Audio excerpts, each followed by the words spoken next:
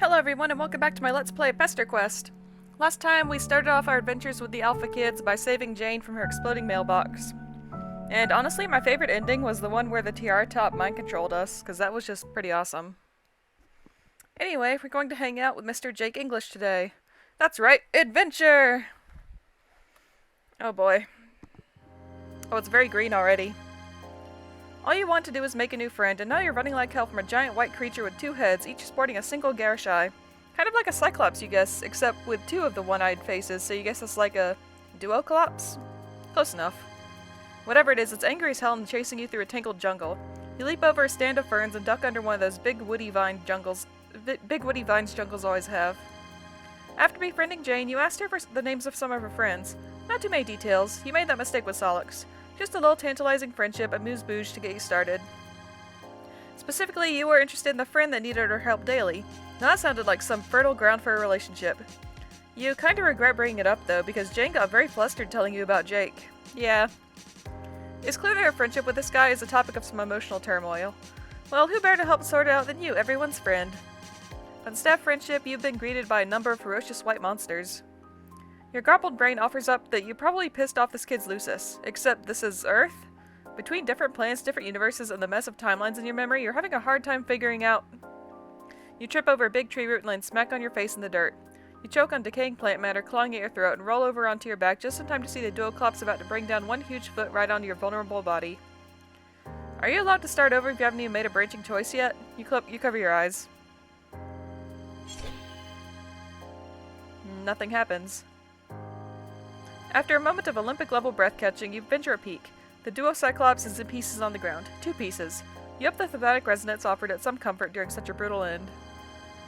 You scramble to your feet. Your future new friend, Jake, must have intervened to save you. No, I'm pretty sure that's, the Dirk robot. You look around for him, but there's another swoosh noise and a glint of metal, and something inhuman appears in front of the duo Cyclops' body. Hi. It's a robot, kind of a cartoony one with shiny metal joints and big red anime sunglasses.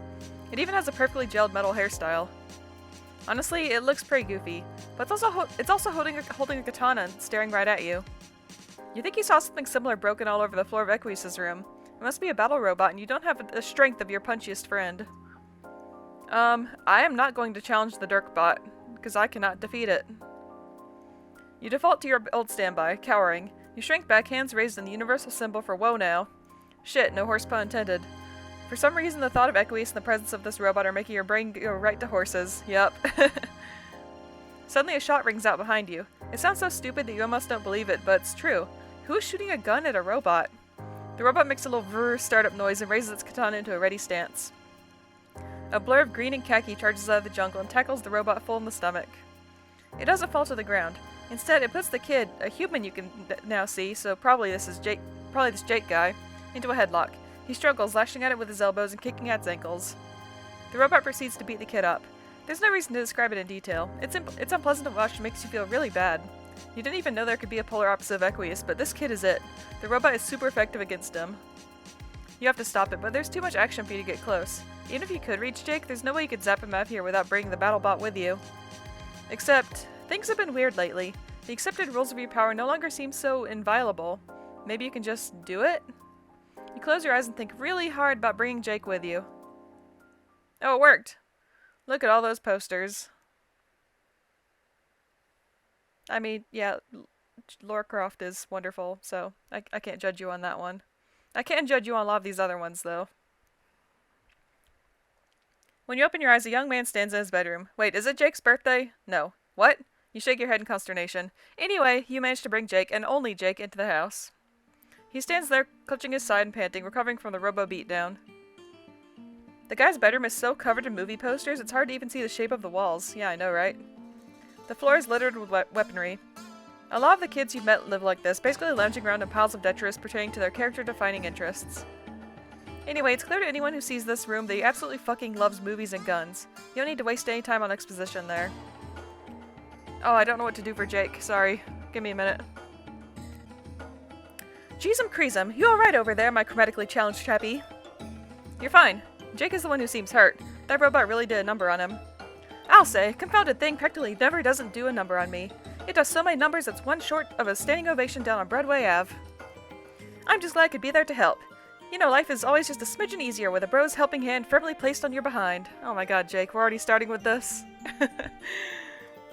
With a friend behind you is what I mean to say. Oh, sure. Jake doesn't really seem fazed by any of this. Not the alien monsters on his island, not your presence, and not his ungainly defeat at the hands of the anime robot. Not even by you teleporting him around. Well, sure, my good buddy Jane told me you might drop by. And honestly, I've been chomping at the proverbial bit to meet you, old feller, me lad.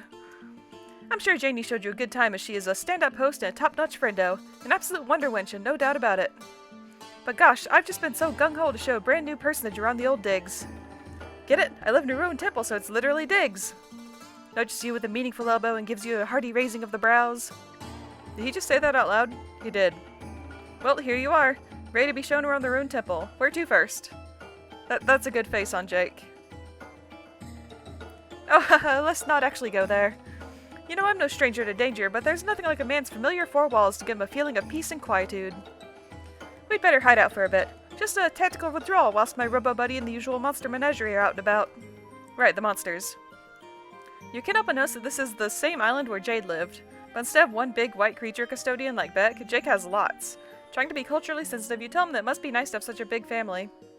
Jake looks perplexed. I reckon it must be nice. I can't say I've ever had one, though. If family's what you're looking for, you couldn't have picked a worse place to mount your search. There's about as much familial spirit in my locale as cows in a cornfield. Which is to say, there's simply none to be seen. Oh, shit, you misinterpreted things. So Jake really just lives here alone? That must be hard. I'll say, as another of my friends could tell you, there's nothing worse than being a teen stranded alone in the middle of the Pacific Ocean. My grandma used to live here with me, but she died long ago. You think of your friend John, or rather his corpse, standing ceremonially in Jane's living room. Same house, similar kids, same island, mysteriously dead grandma. It's not hard to put two and two together and come up with your dead friend Jade. It's a gut punch, even though the inexorable passage of time means that, of course, you could zap to the future and visit time periods where all your friends are dead if you wanted. You guess that's kind of what you did to your old friends by skipping forward so many years on Alternia. Wow, you're kind of starting to hyperventilate about this. You focus hard on Jake, trying to pull yourself together. Luckily, he doesn't seem to have noticed anything is wrong with you. Yeah, Jake is kind of like that. Jake seems like the kind of person who doesn't have room in his head to talk and notice other people at the same time. Yeah.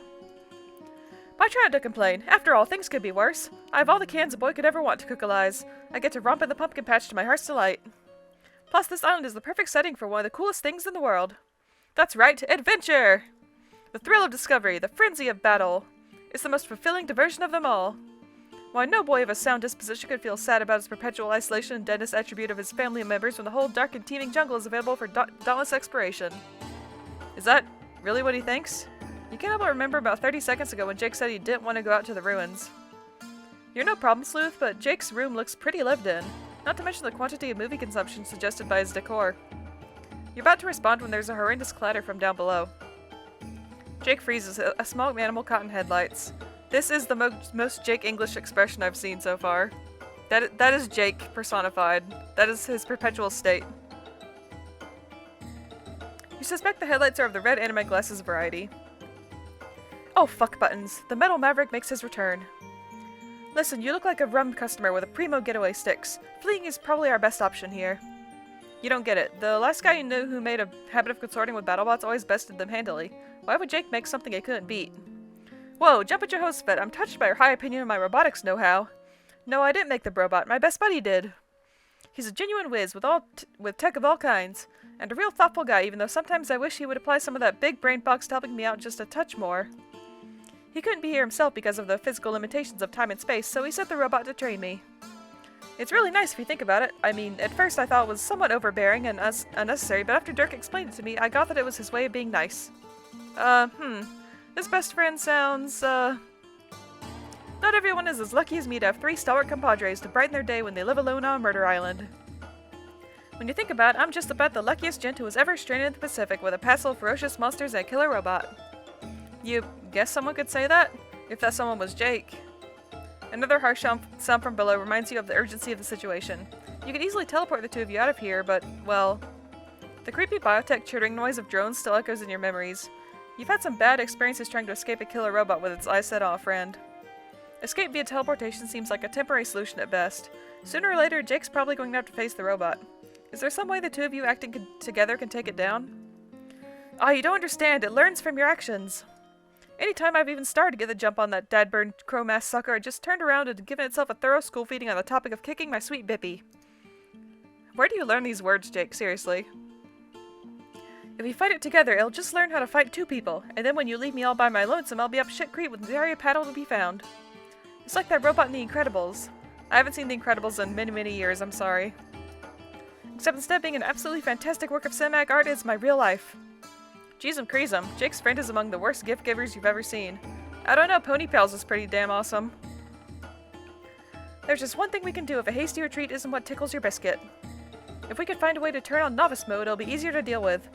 I usually don't do it, but I hate to subject a guest to the violent vicissitudes of a robotic rascal. I just can't remember how it's done. Oh, okay. So at least this friend included easy mode. You're starting to think this guy was one of those gamers who thought easy modes cheapen the experience. But if he designed the thing with a novice mode, maybe you can remind Jake how to trigger it. Well, I have to admit, you've really put your achromatic digit right on the crux of the matter there, amigo. Strider's a bang-up bro, and I wouldn't utter a word against him, but he doesn't really like to offer help. I imagine he'll think it's my fault for forgetting in the first place, and he probably won't want to give me the answer because then I won't learn the lesson that I shouldn't be so forgetful. Wow, okay. You're starting to form some tentative opinions about the Strider guy.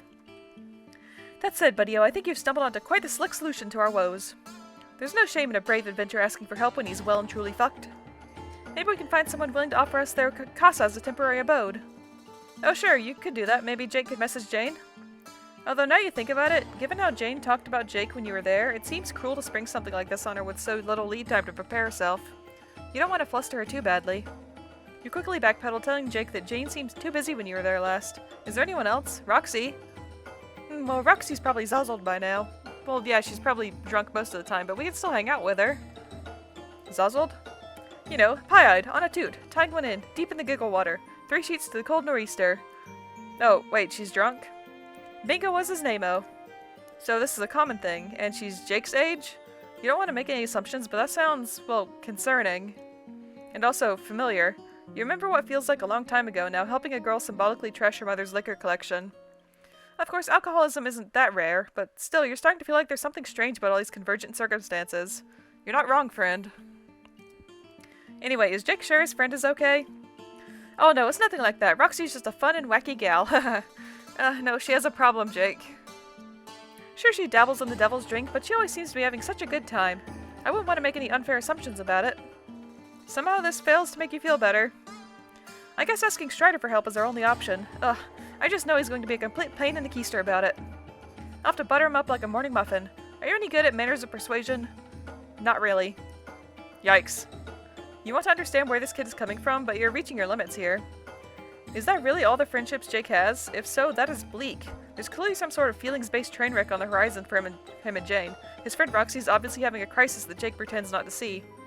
And his friendship with Strider has more red flags than the People's Republic of China. Is this what Jake is willing to put up with just for companionship?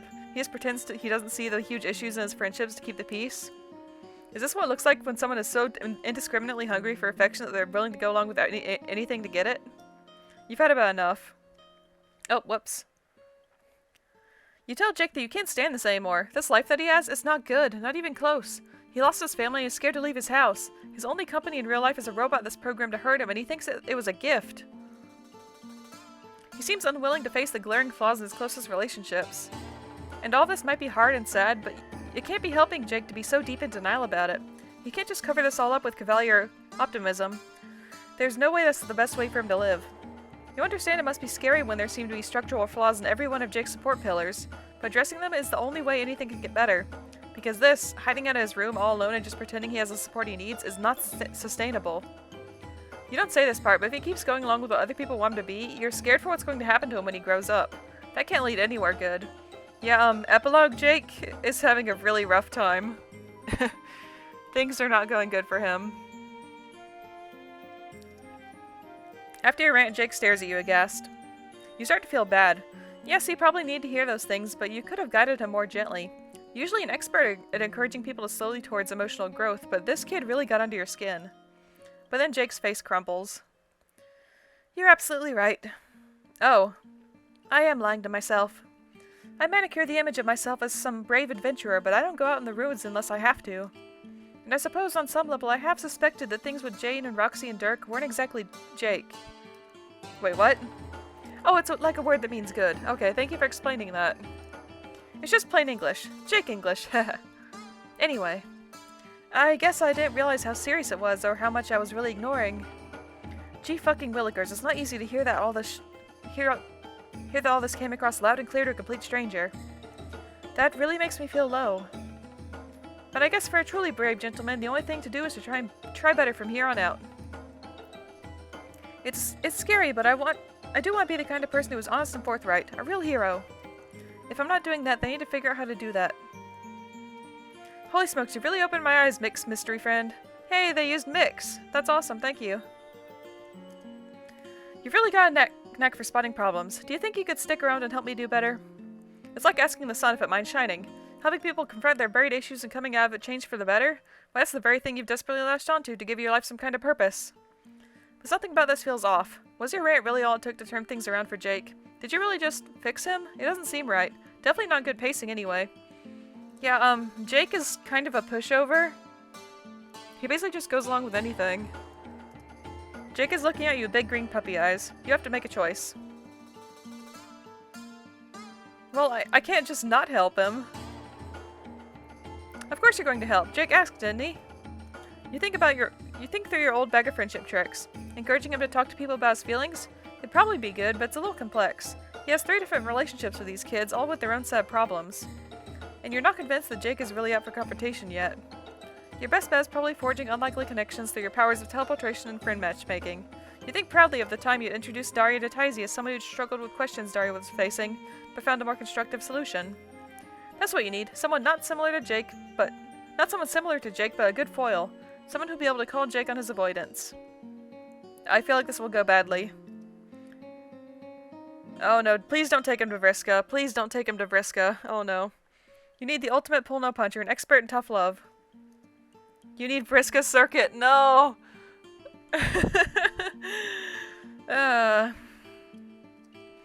You ask Jake if you might take the initiative to introduce him to another one of your friends. Someone who has the kind of take-no-bullshit approach that he needs to cultivate. Someone who can really help.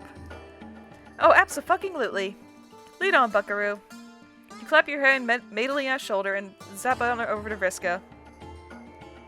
You expect her to be in her hide, but when your field of vision clears, you're at the beach again. You've appeared at a diplomatic distance away, not right up in her face. Vriska is walking down the beach, hands in her pockets, occasionally aiming a disaffected kick at a piece of trash. You call out to her and wave her over. Her face splits into a grin at the sight of you. It gives you a warm glow, like you befriended someone's mean cat who never gets along with visitors. Aw. Maybe more like someone's mean mountain lion. Hey there! Hey Vriska, what's she doing on this beach? I came here looking for my stupid fish friends. Trezzy and I need an explosive device for a thing, and as much as I hate to admit it, Ampor isn't bad at making them. But he's not even here. I can't even find him the one time I ever want to see him ever. Figures. My so-called friend's leaving me to do all the work again. It's this kind of self-starter energy that Jake could really learn from. Speaking of, you start to introduce your friends to each other. When you turn to Jake, he's frozen, his face caught in an expression of shock and wonder. Maybe you should have mentioned your friend was an alien? You keep forgetting to mention things like that. As you look at him, Jake rallies, snapping to such a ramrod posture you half expect him to salute. He opens his mouth to speak, then shuts it. You can talk to her, you prompt. It's okay. Yes. Righto. Holy smokes, I'm ruffled as a baby's bonnet to meet you, Miss Vriska. I'm poised and trembling on the lip of your pit of knowledge ready to fall into the expectant abyss. I'm happy to learn whatever you can teach me. Although I must say, when my pal here intimated they had a friend who could help, I didn't expect you to be of such a blue and spidery persuasion. Yup. Of course. Why would anyone be anything else when they could be blue and spidery? You have a solid point there, my extraterrestrial associate. I hope you'll pardon my candor, but a real gentleman doesn't hide from the truth. You may be the coolest girl I've ever seen in my entire life. Clears throat nervously, hoping he didn't overstep. Well, I can't say I'm surprised to hear it. Feel free to keep listing things that are awesome about me. Despite his professed admiration for Vriska, however, Jake isn't listening. Hang on, wait, technically the only other girl I've seen was my grandma, but you know what I mean. It's kind of disrespectful to refer to one's grandma as a girl, so I didn't mean her. Gosh, I seem to be rambling. Well, I hope this is a radiant exemplar of the kind of being true to myself I hope to cultivate as a regular habit from here on out. I think it can be very brave to just keep being yourself even when things feel awkward. Don't you think so? Ha ha ha ha ha ha ha. Oh wow. There's so many things wrong with that, I don't even know where to start. Oh, doggone it, really? This is why I need your help, Miss Friska. I didn't see anything wrong with any of that at all.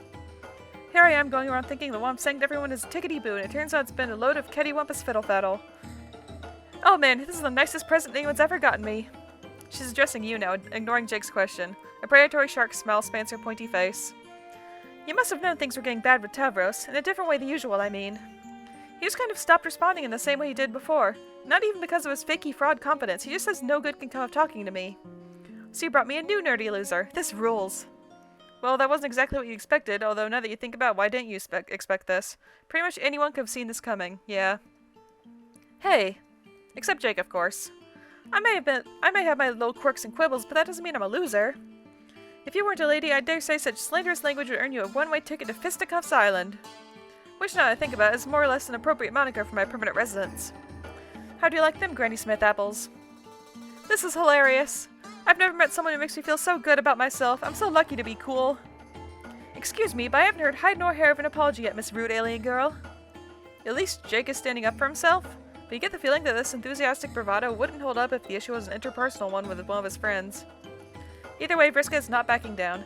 She sizes Jake up, stepping forward to intimidate him. Do you really want to fight? Because I get the feeling you're whatever your plan's equivalent of coal bait is. I may not know what that means, but I've never once backed down from a scrum, and I'm not about to start now, chum. Whoa, whoa, no, you're not going to let two of your best friends, a category that includes all of your friends, throw down right in front of you. Especially not after Vriska compared Jake to Tavros. Doesn't she remember the consequences of fighting Tavros? Doesn't she want things to go differently here? Wait, what's that supposed to mean? Oh no, you didn't mean any offense. You know Vriska has been through a lot, and her past mistakes should be viewed with that context. But you know Vriska didn't mean to hurt Tavros as much as she did, right? Vriska is no longer having fun. She's turned to you now, her mouth set into a line, fists clenched to her sides. You remember how magical it seemed to have earned her friendship, and how easily Vriska can lash out when she thinks her friends have turned on her. You think you know what went down between me and Tavros? Tavros was almost as pathetic as this guy. I was trying to help him get stronger. But every time I did, he just folded like a loser. He barely even tried to fight back, he was too scared and wimpy. And everyone always gets mad at me for pushing him, but that's what our planet is going to do to him. If he doesn't get stronger, he'll die. Trying to protect him from danger now is just letting that happen later. I would even say I'm the only one who's ever really cared about him. At least I've tried to help him shape up. You almost forgot Jake is here. But at this, he makes an indignant noise, and you turn to see his anger and distress has ratcheted up several notches. Well, pardon me, Miss Spider Smurfette, but doesn't sound like you were much of a friend at all. Oh, God. You nudge Jake, trying to let him know that Vriska can be a little scary and it might not be best to push her on this, but Jake isn't listening. No matter how much you might think you're doing this fellow a favor, from what you said, he was really scared and sad. And I'm sorry, but that doesn't make someone stronger, it just makes them scared. Even if what you think is... Even if you think it's good for him, or even if he said that's what he wanted. Like maybe he was talking about having a fighting partner, what he really wanted was companionship due to being alone all the time. And to be totally candid, it's hard to believe you didn't know that. Which means it really is more about what you want than what's best for him, even though you keep saying what's best for him, which makes it really hard to argue. Anyway, if you ask me, you're a rotten friend, and I don't think I want you to be one of mine after all. Before Vriska can respond to and almost inevitably make things worse, you cut her off. Enough is enough. You tell her you're sorry for making assumptions. You know that she was doing the best she could with the raw deal she was given in this culture. You offer her a quick thank you for this hellish social interaction and ask for some time alone with your incipient new friend here. Vriska still looks annoyed, and there's a moment where you're scared she won't let it go. But she does, stepping back and arranging her facial expression to apathy. You guess pushing it would be admitting she cares about your opinion of her. Whatever. Talk to you later, nerds. After she leaves, you put a comforting hand on Jake's shoulder. That got pretty raw, huh? It kind of seemed like in the end there, he wasn't talking about Vriska at all. Like there was someone else he wanted to say all that stuff to? Yeah, to Dirk, I think. Huh? No, this has nothing to do with me. It was all about some weird alien situation. Huh. You gently suggest that this might be one of those situations the two of you were talking about earlier, where Jake is suppressing the truth because it's inconvenient to acknowledge. Doesn't it bear some slight resemblance to a situation in his own friend group? Jake averts his gaze, clearly uncomfortable. No way, all my friends are best in show. And even if what you're implying was true, it's different when it's your friends. A man can't get by without his bros, so sometimes he has to make some allowances. Certain, let's say, eccentricities are just what you have to put up with when his best friends are involved. No, they're not. You're allowed to hold your friends accountable. This is weapons-grade interpersonal truth you're spouting, but Jake doesn't look enlightened. Instead, he's growing red in the face with indignance. What would you know about it anyway? Not to be rude, but it's a very personal situation between a fella and his buddies. I don't think I appreciate what you're implying. You don't want to get frustrated, but Jake did ask for your help. The two of you came here because you are going to face up to the hard truths about Jake's life. Doesn't Jake want to do that? Well, of course I do. I'm ready to take a hard look at the old rum peeper, and don't you doubt it. It's just that when it comes to my friends, I didn't think you were saying any of them were bad. I thought you were encouraging me to take things in a more forthright direction because, well... Tugs at collar nervously. Because of their feelings towards me? Oh, you know that all three of them have a crush on you? Yeah. Gosh, this sounds stupid when I say it like that. I hope you know I'm not some sort of pompous braggadocio making myself out to be some slick Casanova type. I'm probably just making it up. I'm the kind of guy who gets confused easily, especially with the number of concussions I've sustained over the years. A real beef-witted bozo, that's me. But more than once I've gotten an inkling that some of my friends might be giving me the old eagle eye, firing up the courting maneuvers if you get my drift. So when you said things weren't right between me and my friends, that's sort of where I thought the personal change train was heading. An impression only further bolstered when you proceeded to introduce me to your blue arachnid friend. I figured you remembered my sapphire sirens from my room. You know, Neytiri and all that. It was a sweet gesture, although, just so you're aware, she was a little too young for me to take that kind of interest. I appreciate the thought, though, just some constructive criticism for next time. Now you're tempted yourself to say aloud some kind of goofy RP action indicating your embarrassment. You don't, though, because it sounds stupid when Jake does that. Geez, this is a mess. This kid has issues on issues, and when you think you put your finger on one, it slides away to reveal 3 more. You're playing personal growth whack-a-mole over here, but you gamely draw yourself up and plunge onward determined. Okay, you tell Jake, so if that's what you thought you were going to talk about, let's talk about it. How does it make him feel thinking his friends are all attracted to him? What does he plan to do about it? Oh, you know, I think all that malarkey will work itself out over time. I figure I'll wait until someone brings it up and then just go along with what they think we should do. Really? That's his strategy? It seems remarkably lackadaisical, and it gives you that sinking feeling again about what's in store for future Jake. Does he actually return any of those feelings? Sure I do. My friends are the cat's pajamas. I don't mind saying I really love them. Right, of course, but is there any one of them he feels differently about? What would he say if, for example, Jane asked him out? I'd say yes, of course. How could I say no to a top Sheba like Janie? She smars a whip with a mug to match. Alright, and what about Roxy? A fellow would have to be as daft as a doorknob to turn down Roxy. I agree with that. Roxy is wonderful. She's a genius with tech hacker spy. She's a genius tech hacker spy like in all my favorite movies. And Strider? Are you kidding? Strider's my best bro in the world, and a mighty strapping gent if I were getting into it. I can't think of any reason to say no to a proposition like that for my best bud. The way Jake conceives of things is just far enough off from your own viewpoint that you can't help feeling like you're passing by each other without really connecting.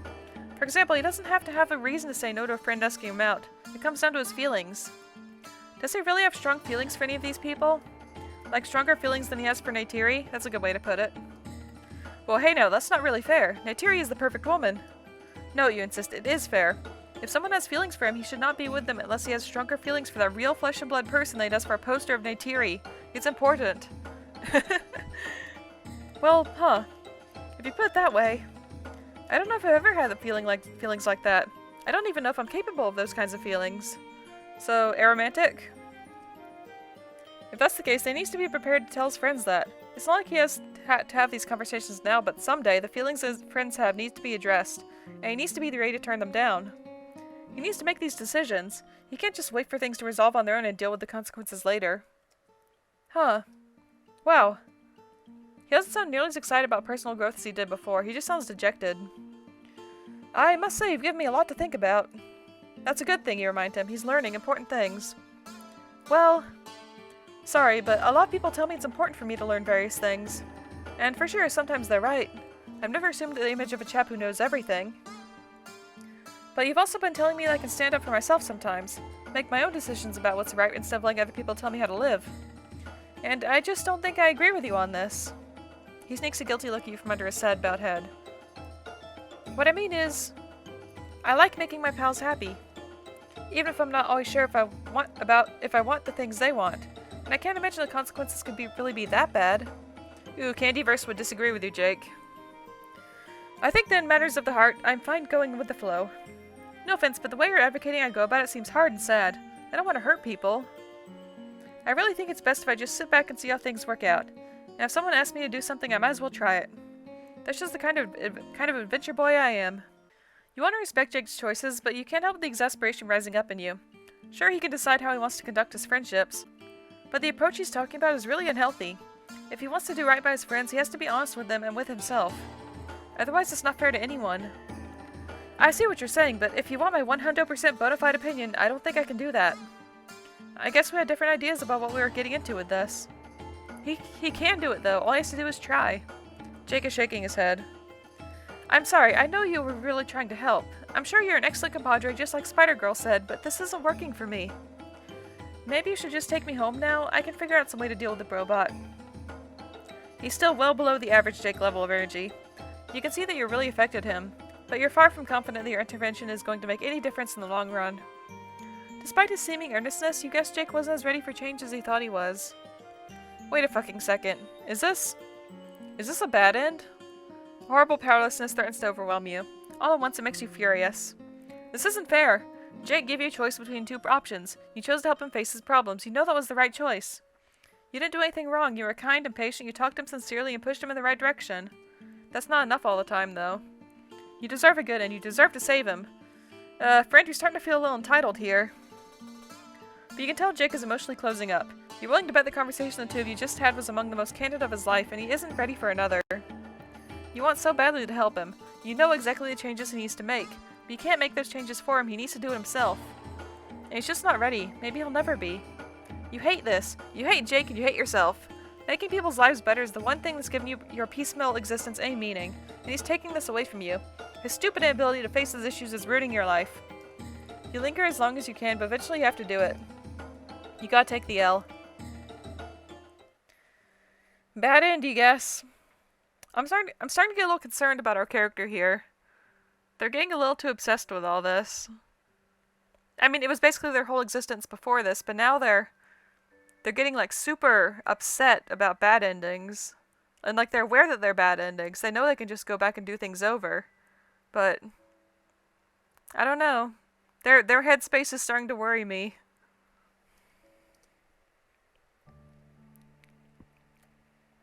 Let's not help him. You're about to say yes. Every part of you is straining to say yes and fulfill your life's purpose. Your real life's purpose, not like before when you were mind-controlled to pursue friendship on whatever shallow or unsatisfying level was possible. This desire to help, to make your mark in whatever small positive way you can wrangle, is something you figured out for yourself. It matters. But when you're about to open your mouth, you stall. A deep existential hopelessness washes over you, a kind that you thought you were past by now.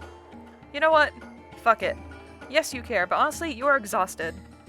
It's so much work coaxing teens through personal revelations with no reward except the temporary abatement of your deep soul-level feeling of narrative irrelevance. You need a break. Why not give yourself a freebie? You tell Jake that you don't think he needs your help. It's enough for right now that he's realized there's a problem. There's no need to swallow down all your personal growth pills at once. Jake looks abjectly relieved. If I could shoot straight from the hip, that's exactly what I was hoping you'd say. I think I've done enough already too. Yeah, small steps, man. Take it one day at a time. Whew, this has been a great talk. I feel like we're really firing on all cylinders friendship-wise. If you were a past version of yourself, that would make you really happy. Instead, a sick feeling of guilt is poisoning your guts. You're about to touch on something real there, and you know it was wrong to pull back from it. You're not doing Jake any favors. Still, you give him a weak smile and offer him the best friend-making tool you know. Are there any faraway friends he's interested in connecting with? Boy howdy, what a proposition. Why, I feel like one of those movie characters who's offered near-unlimited powers out of nowhere. Like Bruce Almighty, ready to lasso the moon and damn the consequences on those pesky tides. There is someone I've had hankering to meet with for a little tete-a-tete. Remember why I regaled you with the tale of my grandma? Oh, let's take him to Jade. Oof, you're not sure you're gonna be able to reunite this kid with his dead grandma. That seems like one of those things you won't be allowed to do, despite the supposed limitlessness of your powers. You'd probably be blocked by that weird force, the one that seems to have a power that supersedes zapping anywhere in time, place, or dimension. You don't like to think about that force too hard. No, my stalwart chum. I've been corresponding in epistolary?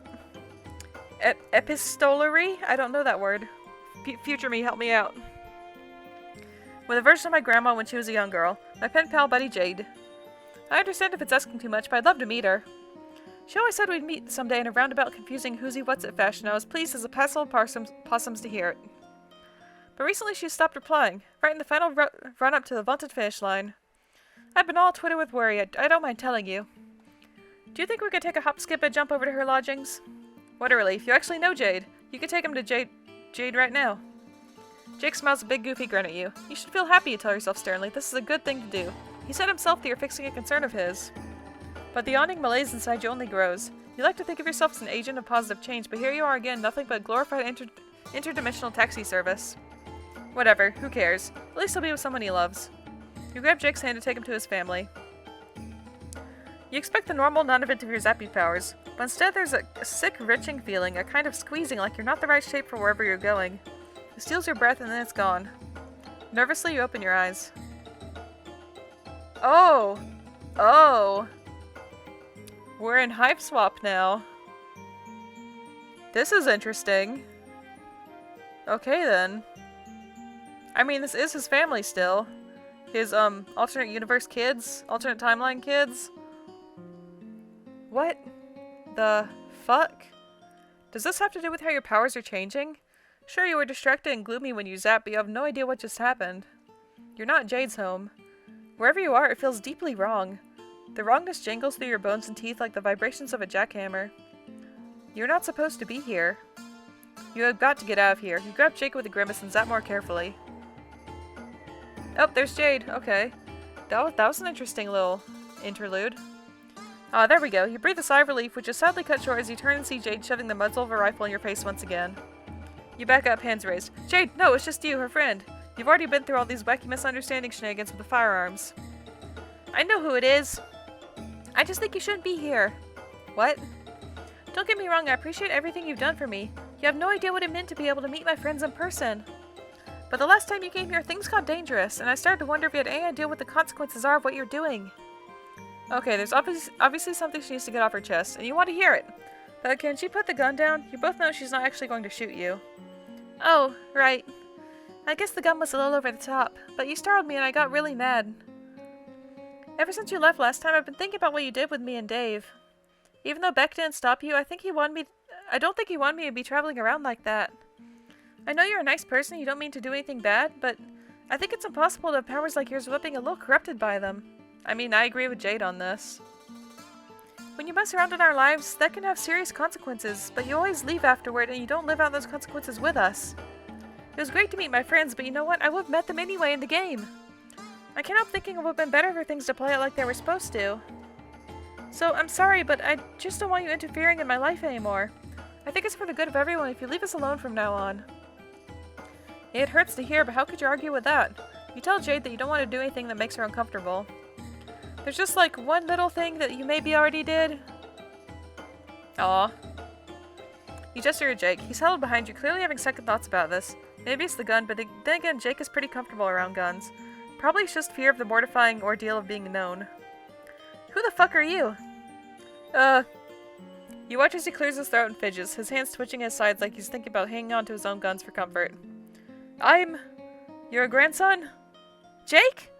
That's me. Jade bursts into tears. She flings herself forward and throws her arms around Jake. Okay, I know I just said I didn't want any interference, but this isn't fair. I can't believe you're here!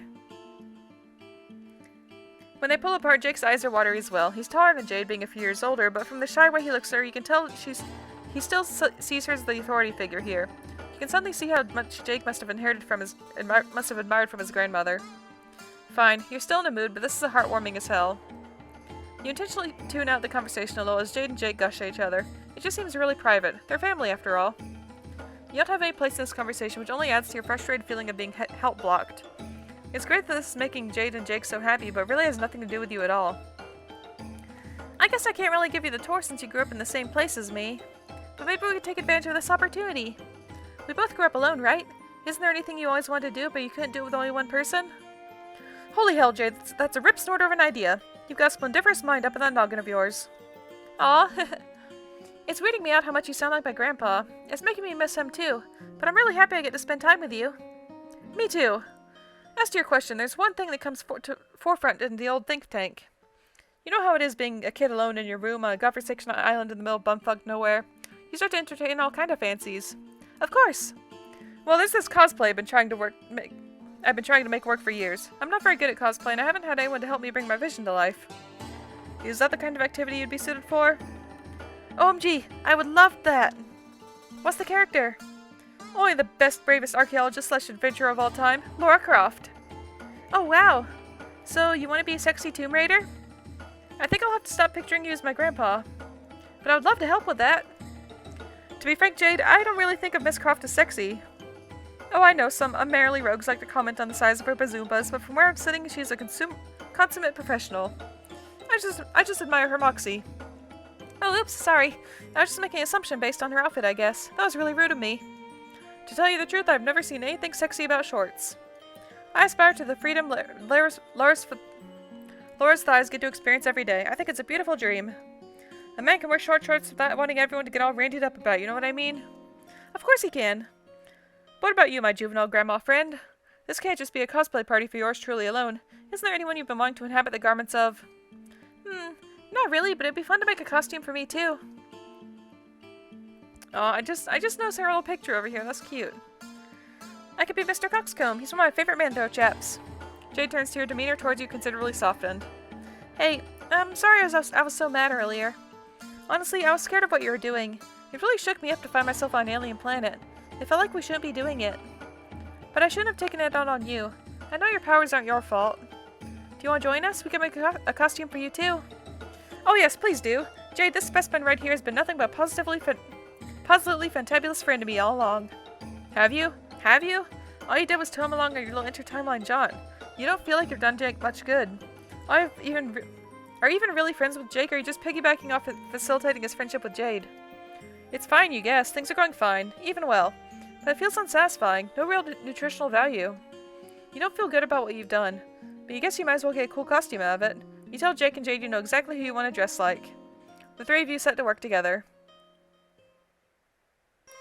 Oh wow. Oh wow. Are we Marvis? Okay. That's kind of cool. I mean, he does have good style. I can't argue with that. This is a weird picture. I don't know what to say about it. Jake does look pretty good, though.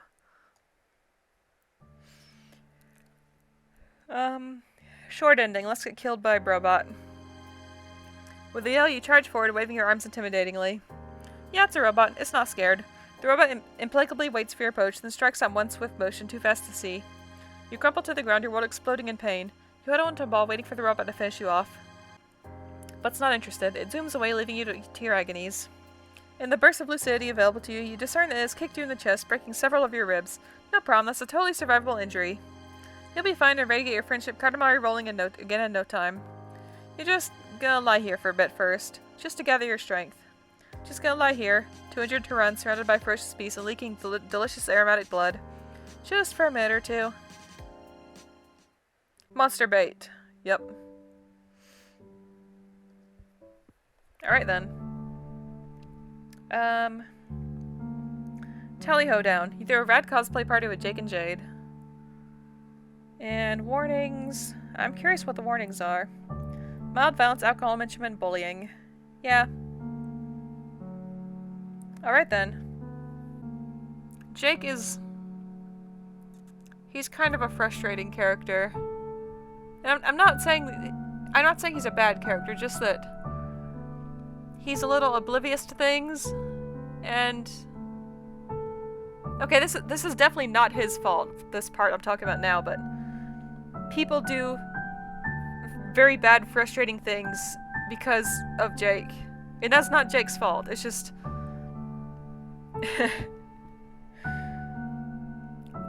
what I mean is Jake is the center of a lot of frustrating conflict in Homestuck. And that's not a fault of him personally. It's not his fault. Well, sometimes it's his fault, but not all the time. Yeah, I don't have much more to say, really. Jake's an okay character. I don't love him, I don't hate him. Yeah. So, thanks for watching. I hope you have a great day, and I'll see you next time. Bye!